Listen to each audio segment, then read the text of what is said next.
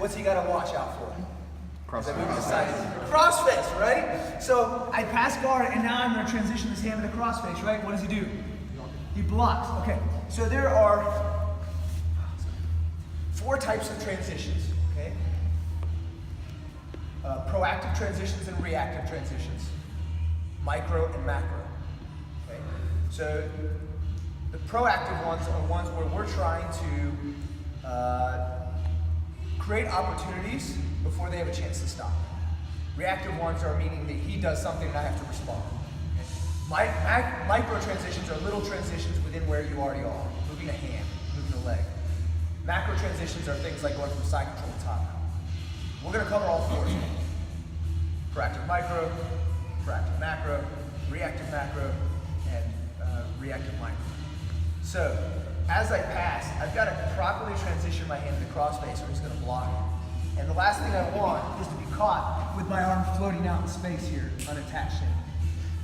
So, how do I do that? After I pass his guard, when I move my hand up, I'm going to change the angle of my body just slightly, so that my left shoulder is just higher than my right shoulder. Now my hand, it's kind of like I'm getting fresh with him. My hand stays against his body as I shoot it up, boom, to the crossface. This is a lot harder for him to stop, and even if he was able to grab the hand and stop it, at any point if he grabs the hand, grab it, I can now lock it to his body, which prevents him from floating it. So, you're gonna pass, boom, angle your body just slightly, shoot your hand up and you're getting fresh with it. Hey, Daniel. To the crossface. Cool. Let's start with this micro transition, and then we're going to go to a macro transition, a reactive macro transition. So let's grab our partner. 1, 2. I need to keep my elbow against my body, but sometimes that can be difficult to transfer and keep the elbow against the body. So I can create a slight blade. See, now my elbow, there's no hold. The elbow's got to stay connected to my body. And remember, as you slide up, if your partner was able to grab it, you have to lock it down. If you leave your toys out in jiu-jitsu, what happens? Someone takes your toy. And possibly break your toy. So I want you guys, as you do this drill too, for your partner to periodically try to stop it. Go ahead, grab.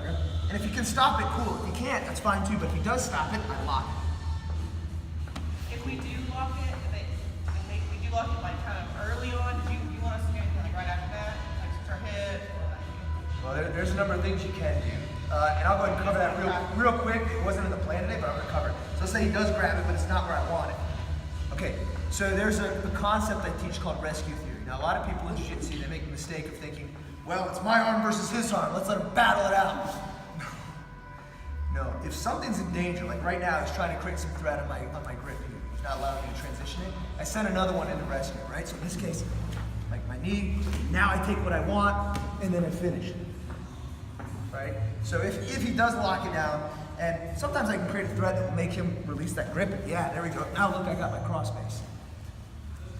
So I can either rescue it or create a threat. But rescuing is a very easy concept that no matter what belt you are, you can understand that. Well, my hand is being grabbed. I don't like that, so I should send something in to free it. Right? Like, oh. Yeah, so great question. Great answer. 1, 2. Awesome. So this tool is useful for you. Slide over a little bit. Yeah. You're like, well, it's not flashing. It's not super exciting. It's just moving one hand one place to another. But doing it the right way will help your game. So now, let's say that I got this position, and for some odd reason, this guy was still able to like start escaping and gets on his side a little bit. Oh, okay. Now, next transition. When people get on their side, this is going to be a reactive transition, meaning it's in response to him starting to escape. Everything in jiu-jitsu comes at a cost. There's no action that does not have an opportunity. And the goal of any transition, is anytime I transition, I'm trying to take something from you. I don't want to just move from one place to another. Even if I'm going from a place that's neutral to a place that's bad, I'm still trying to take something from you in that transition. And what you'll find is that like at the lower levels, like as a white belt, you fight a battle in side control and you win or you lose. You fight a battle in each position, you win or you lose. At the higher levels, nobody loses in the position. They lose in the transition between positions almost 90% of the time. So that means the higher you go, the more important the transitions become, because those are where people will either take things or lose things from. Okay. So in this case, everything comes at a cost. And one of the costs is his actual frame, the thing that's giving him defense. Because as he hips out, right, he's got this frame under my chin, so I hip out, boom, right here. This frame is keeping me from closing the distance, which is what he wants. The downside of this frame is that he's created a fractionally sized hole between his elbow and his rib cage. See this? Just enough for me to slide my hand into. So now that he's hipped out, I know with fair level of certainty that this hole is going to be here. So I take the hand at the crossface and I ninja chop my thumb into that hole. My other hand, yeah, sound effects are good. The other hand goes to the hip. Why? Because I don't want him to bring his leg in.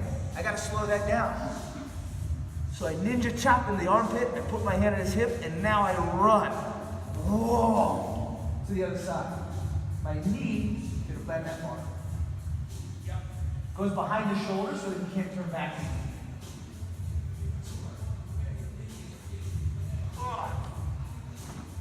My arm. What do the other side?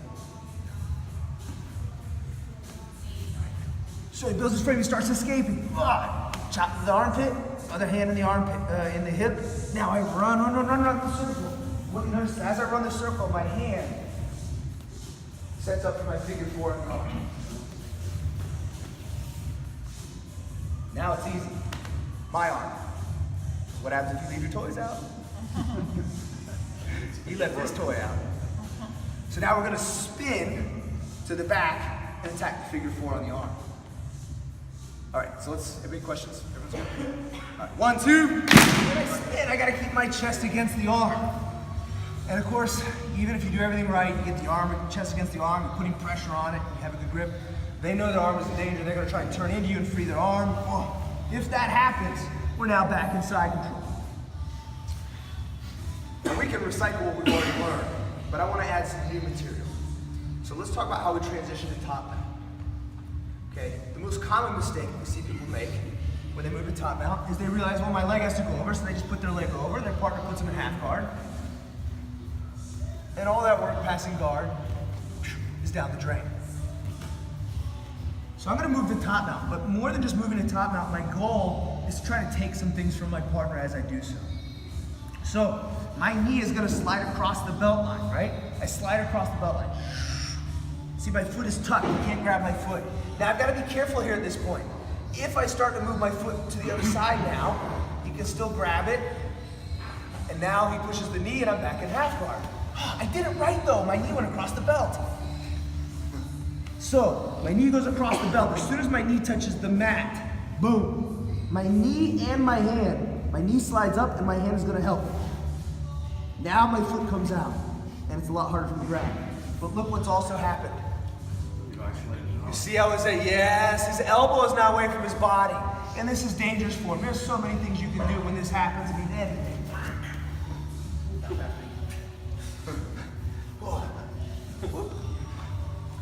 So, knee slides across the belt line. As soon as the knee touches down, it goes up and I lift the elbow at the same time. I can use my whole body to go up. Now I can pull that foot out, say, go put it in half guard. Put it in half guard, it's right there. And the arm is isolated. I got a bonus in the transition. Any questions? All right, let's do that transition now. Side control to top now. 1, 2. His knee will come in, go slow. He comes in, and now I head up in a shin sweep or in a really bad spot. Okay? Leave this left leg out for now. Just assume it's in. When he bridges, look, I maintain the hip contact. See, I came forward. I still have my hips on his chest, and my knee is against his body. My foot windshield wipers in. Foot comes to the butt, turns in. That way he can't grab it, and there's no separation between us. Now look, as I come back from that bridge,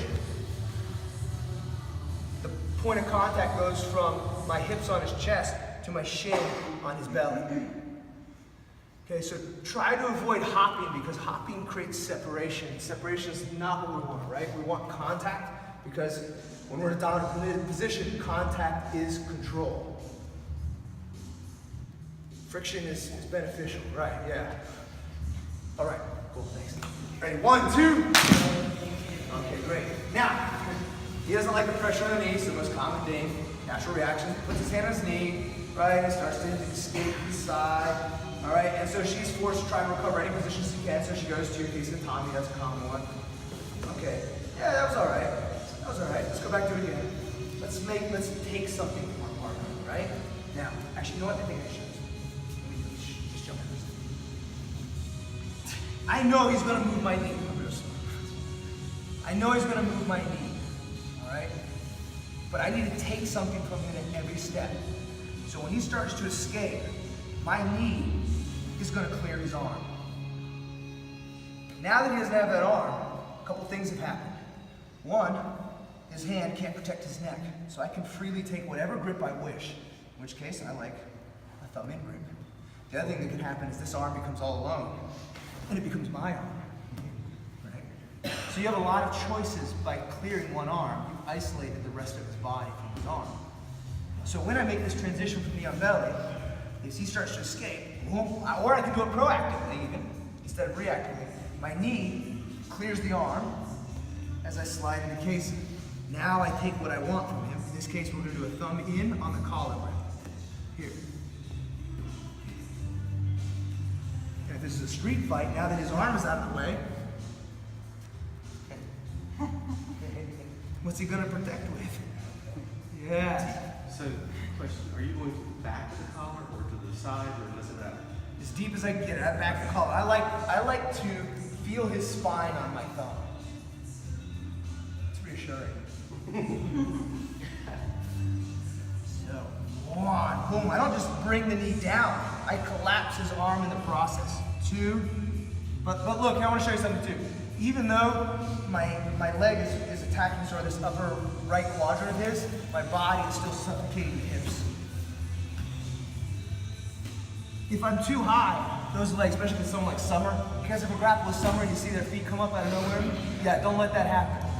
Good luck. Okay? Because one of these ladies with high levels of flexibility, the feet will just appear in front of your eyes.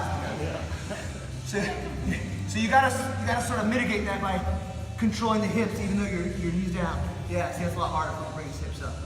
Yeah, now I can transition to the attack. Let's just practice this transition and then we'll do an attack and wrap it up. All right, ready? 1, 2. Someone's like, I cleared his arm, and I got my grip on the collar because, well, there's not much you can do about it. Go ahead, stop it. Don't let it happen. Don't let it happen. Just let it happen. Now that I've got the grip on the collar, I will say, like, up at Henzo's, this one works even no-gi. This is one of my top 3 finishes when I was up there. So, I get this grip on the collar. Now, there's 2 components to this. The first is, I'm going to show this one now before I step over. This arm is like a paper cutter. And I'm going to drop my shoulder to the mat. Boom. Like I'm looking over my right shoulder at his feet. So, I'm cutting off the carotid on the side that I'm on. But I want to push his head into the choke. So I'll use my leg to do that. So I step over the head, here. Now watch. As I bring my knee to the mat, my foot goes back and watch his head.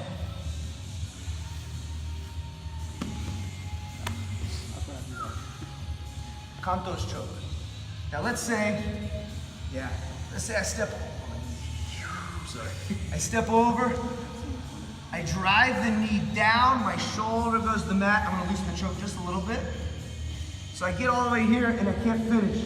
If I can't finish, I cross my feet and then I straighten my legs out. The payback. I guess technically. Yeah, and that was me loosening it. Imagine if I didn't loosen it. So, I've cleared the arm, I got my thumb in grip. I step over, remember it's a 2-way action. My foot goes back as my knee goes to the ground, and my shoulder, like a paper cutter, goes to the mat like I'm looking over my shoulder. Oop, there's the tap. So we're gonna finish here, and then I'm gonna really test you guys. All right, 1, 2.